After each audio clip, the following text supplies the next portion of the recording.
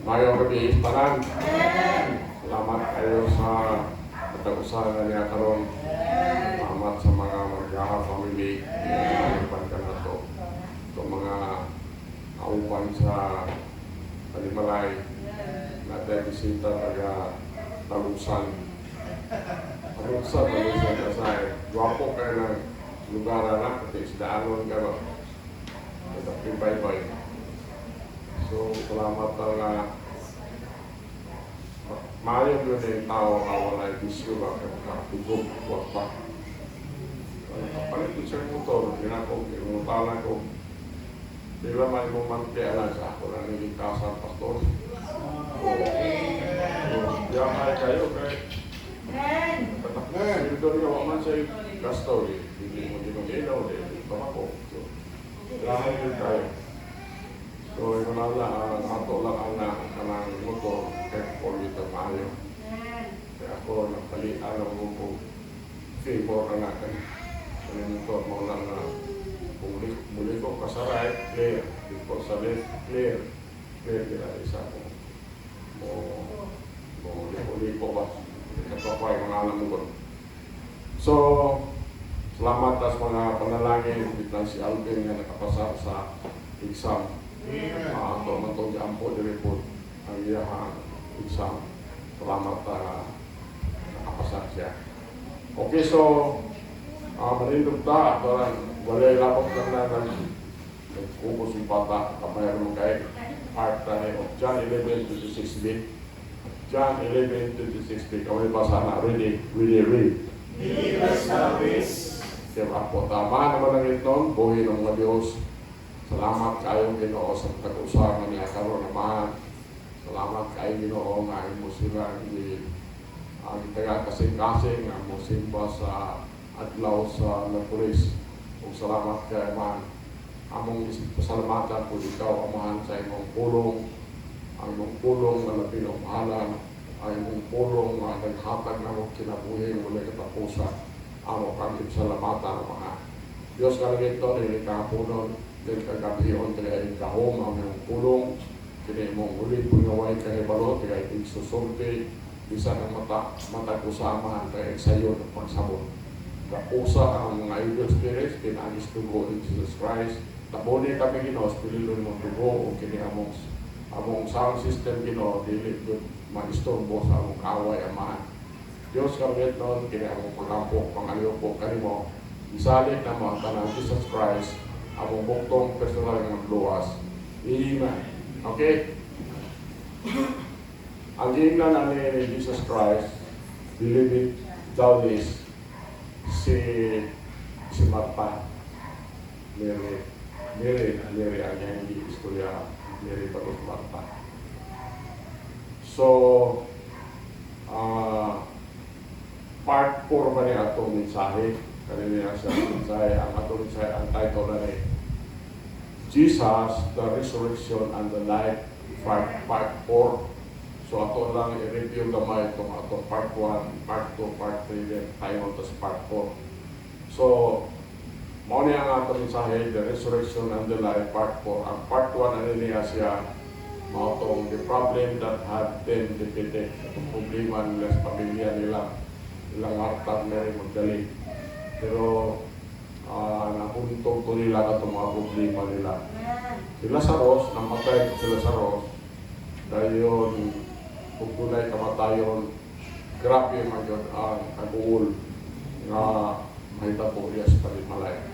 Kanina Palimalay, once sa happy home, pero i-invade sila sa dako kay Kasubo. Tungod kay si Lazarus, kinsa ilang ihigugma pag-ayo, maurko'y laki po, ikuha man sa ilang presensya o grabe kay gupa kayo ng mga kasing-kasing. Point A is, death is an ugly event. Dili kita maglilong na ito ng kamatayon. Maot ko din na itabo ni kamatayon.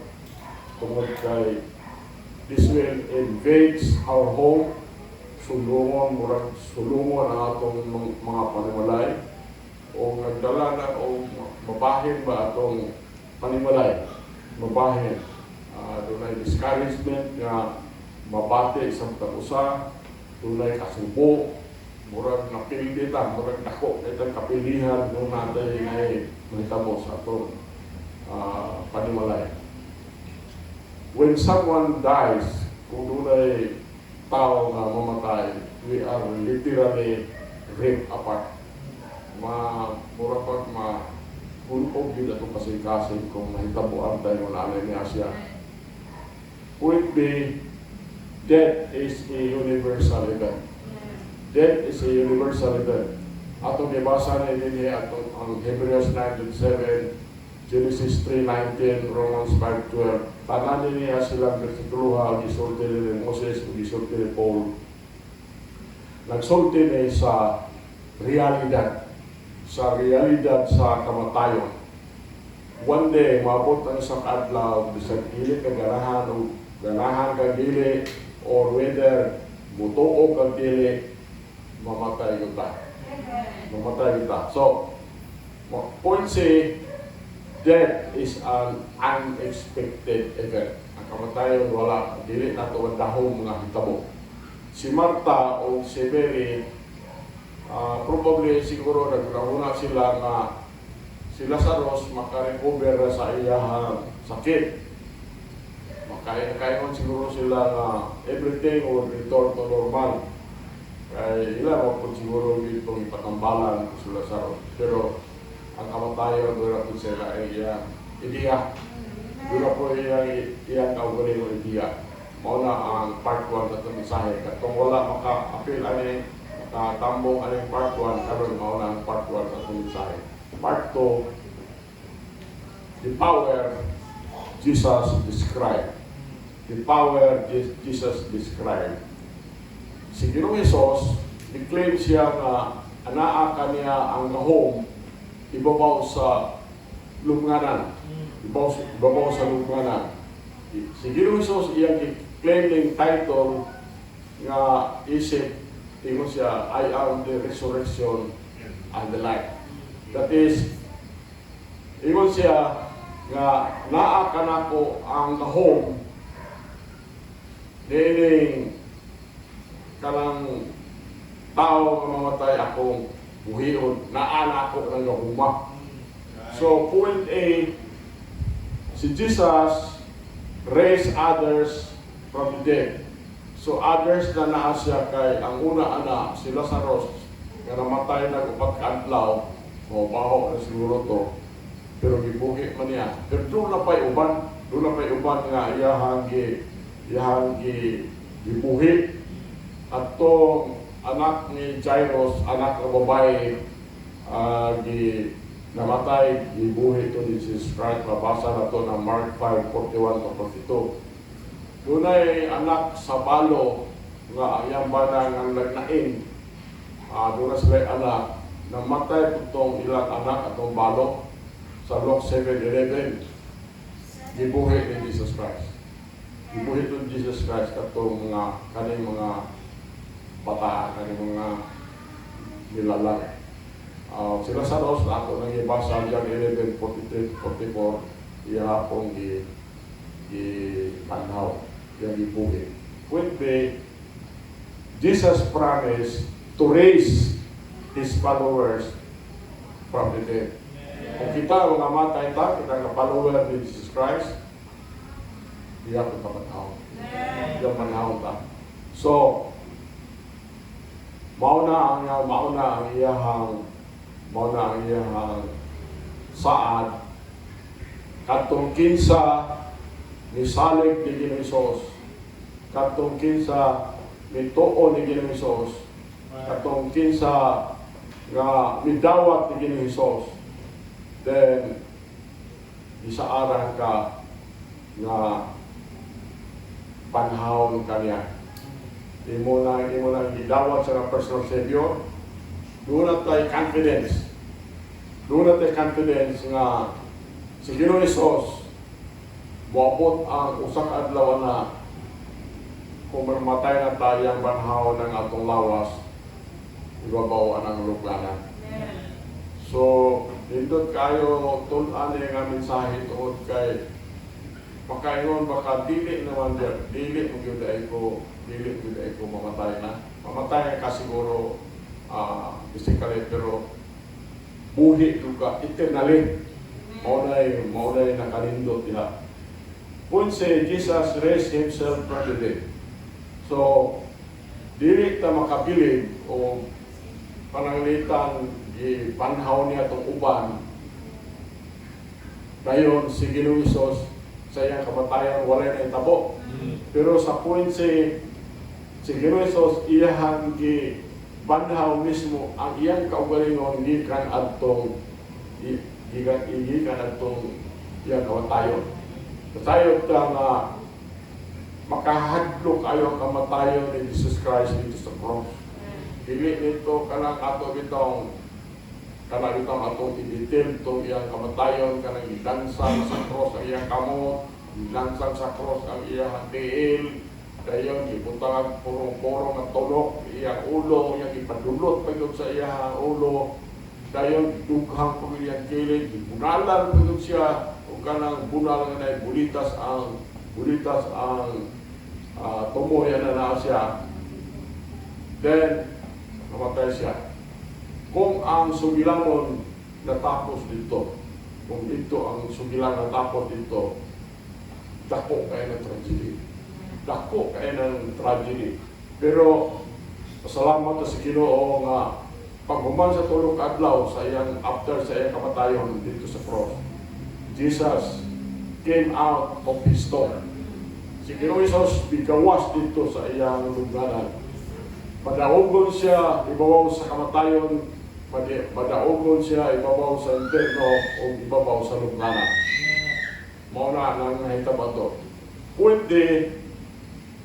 With this in mind, uban ani huna-huna ang mga believers sa Ginoo makaatubang kamatayon with confidence. Kaduna tay confidence sa pagkahibalo nga wapot ang usa ka adlaw kani atong body kung mamatay na ta, mamatay magaling ta, mabuhi ra ni pag-usab. Mabuhi ra pag-usab. So by the way, if the body does die, the soul lives on. So ang event ani niya 2 Corinthians 5:8 na siya.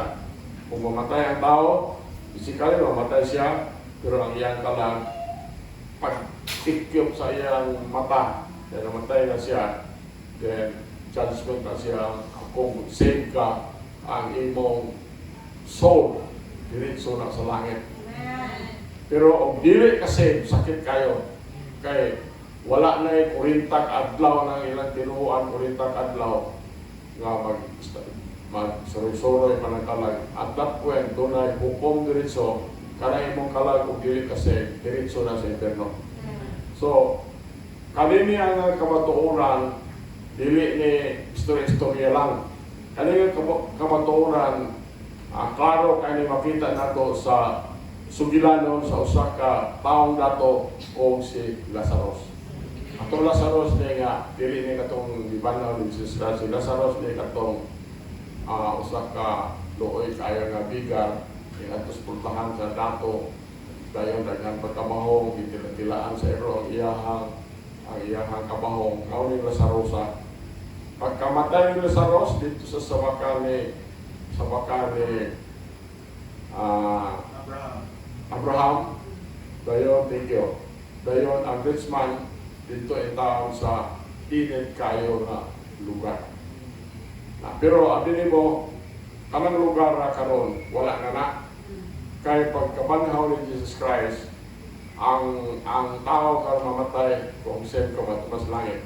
Kanini ang rich man ug Lazarus, tuan niya sa ilalong sa kalibutan. Kaya kalibutan anak ba di anak diri nakita. Kaya sa Old Testament ang tao mamatay anak kadiha.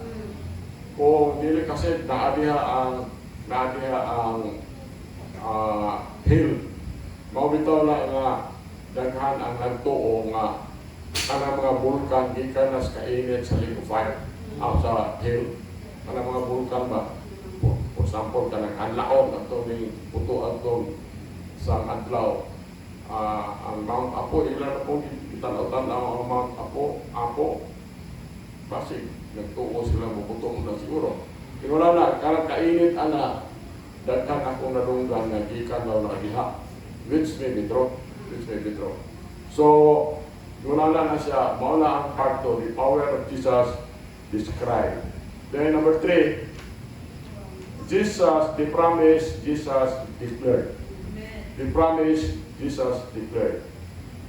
So, point A, Jesus cures spiritual death.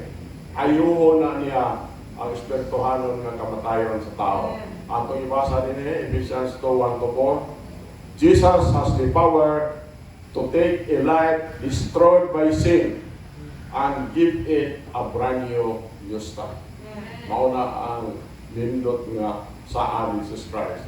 Si Jesus specializes in giving dead men new life. Maunang specialty niya. Naghatag siya ng mga tao nga nangamatay pagkong kinabuhi. 2 Corinthians 5:17. He can take away the stains of sin and give anyone fresh start. Nabasa nato na sa Isaiah 1:18.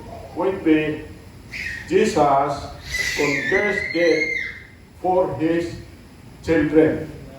So, katong mga katawhan, men, women, kay ibutang nila ang ilang pagtuo diha ni Jesus Christ, dili na ito mamatay. Mamatay ka physically, pero dili yung ka mamatay. Ang iyong kinabuhi ko alas presensya sa Ginoo. So, according to God's word, we have passed from death unto life. John 5:24. Kita miagi na tas kamatayon tayo na sa kinabuhi. And we shall live forever. We shall live forever. Maunang nindot kay paminahon. John 8:51, 1 John 5:10, ato nilibasa niya. Now, maunang sa atin Diyos. Pero what is the common requirement? Maunang point C. What is the common requirement? Unsa may common na kinahanglanon? Ano niya siya? Ang common ani is to receive the promise of Christ and be rescued from spiritual death. Dawaton nimo ang saan ni Jesus Christ. Dawaton nimo si Jesus Christ aron mahimo kang anak. And be rescued from spiritual death and the power of the grave. Kahong sa lungganan. So, you have to believe on Jesus. You have to believe on Jesus. That is, you must trust Jesus and Him alone. And Him alone for your soul's salvation. Unang mabasa na ito sa Acts 31. So, ano na itong mensahe karon? Dali na kayo na itong mensahe karon. Point 4. The plea Jesus delivered. Ang hangyo ni Ginoong Hesus nga iyang ipadala. So, si Ginoong Hesus iyang i-close ang iyang conversation with Martha by asking her of her faith. Ato natin ibasa na, believe it thou this? Muna, believe it thou this? So, nagkukabildo sila, dayon ang iyang pagsulti ni Martha, gipangutanan niya si Martha sa iyang faith, kaya pagto. So, imo ning sabto ni iyang istorya ni Jesus Christ. It does not matter what she has heard or has seen. What matters is the end, is that her faith is placed in Jesus. Mauna ang gustong ipasabot do ni Ginoong Hesus nga.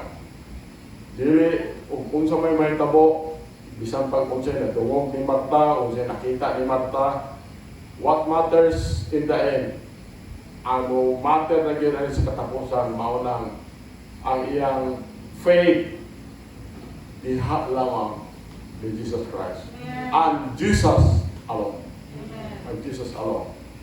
So, mga tala, nga naman importante mong kayo Why is this so vitally important?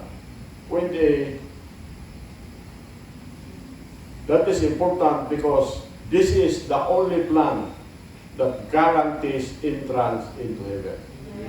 So, maulang ni yun ang plano na mao'y naggarantiya na makasulod kita dito sa langit. Acts 4:12. Kamay basa ng Acts 4:12. Ready, read. Neither is there salvation any other, for there is none other name under heaven given among men, whereby we must be saved. Thank you. Walay kaluwasan diha ni bisan kinsa nga lain. Wala. Walay kaluwasan diha ni bisan kinsa nga lain. Kay walay lain nga ngalan sa ilalom sa langit nga gihatag sa mga tao. Diin pinaagi nini kita kinahanglan nga maluwas.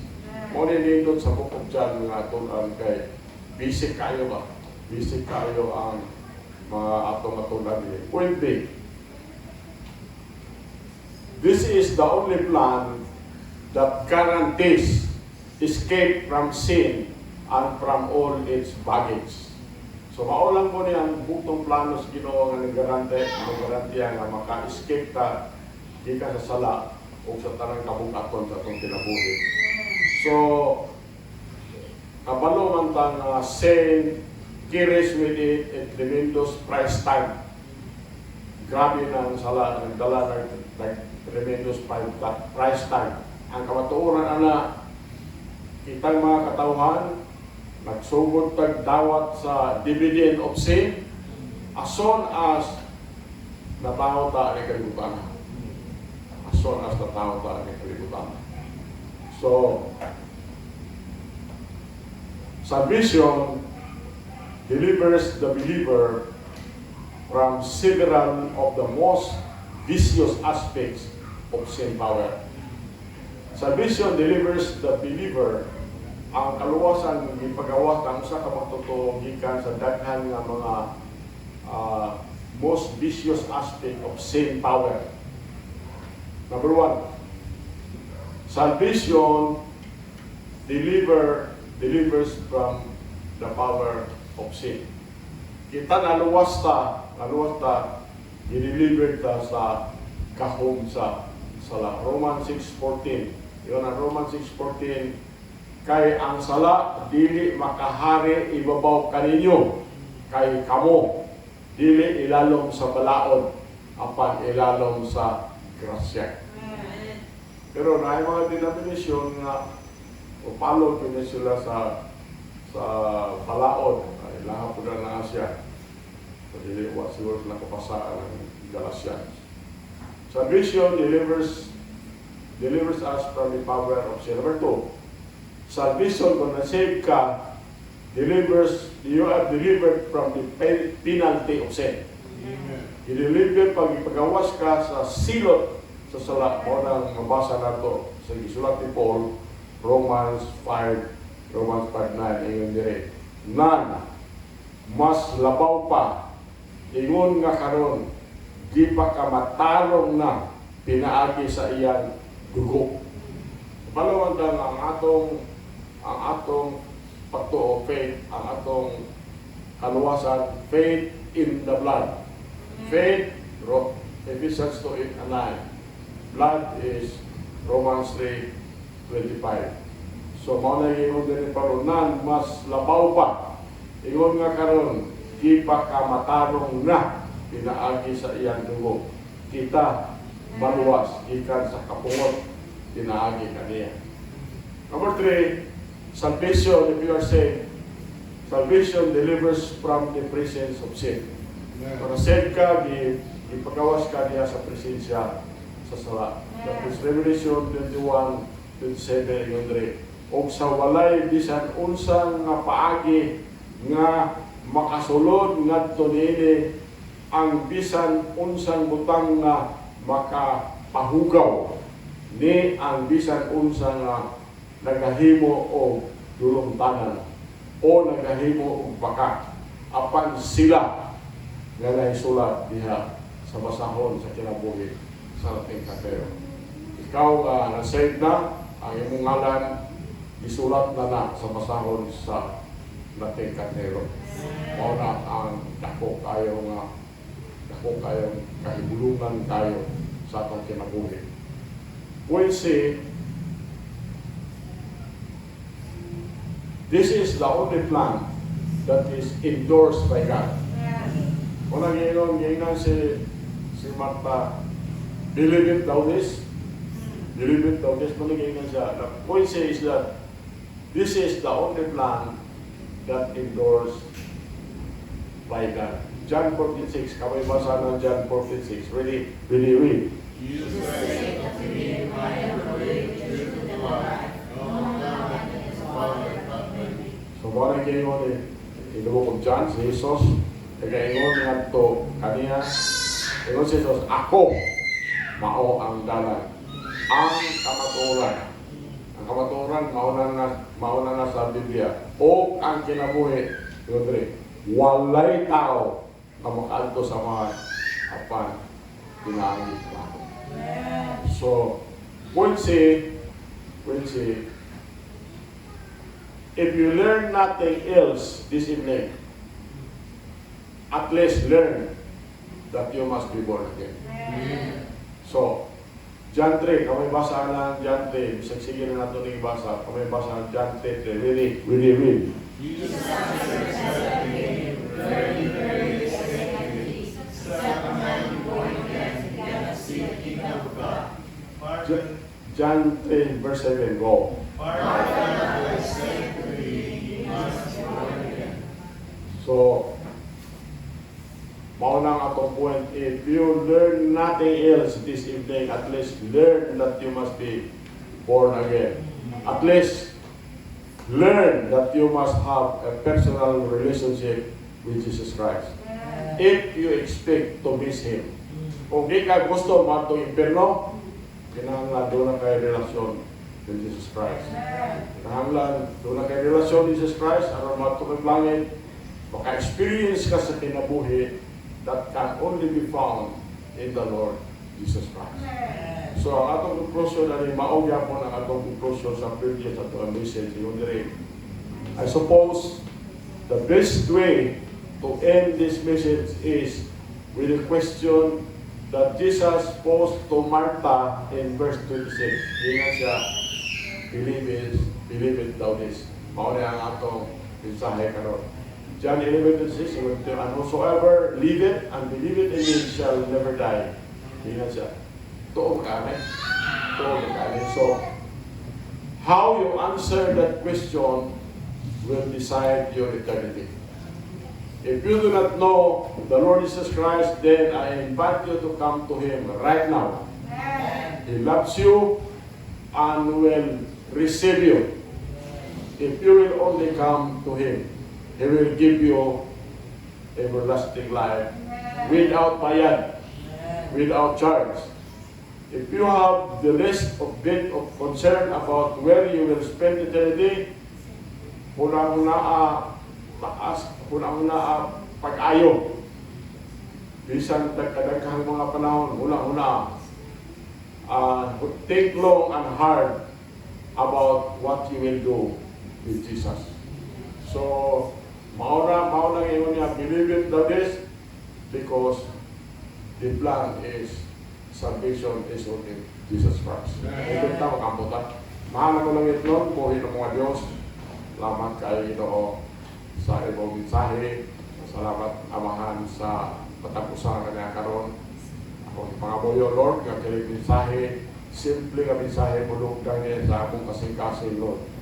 Ang among kinabuhi yun, kami wala na ikamatayo naman tungod kanimo among imahal na Diyos. Amahan, kinamong pag-ampo, pangaliw po kanimo, saling na mo ang tanan ni Jesus Christ, ang bugtong personal manuluwas. Amen. Okay, limutan.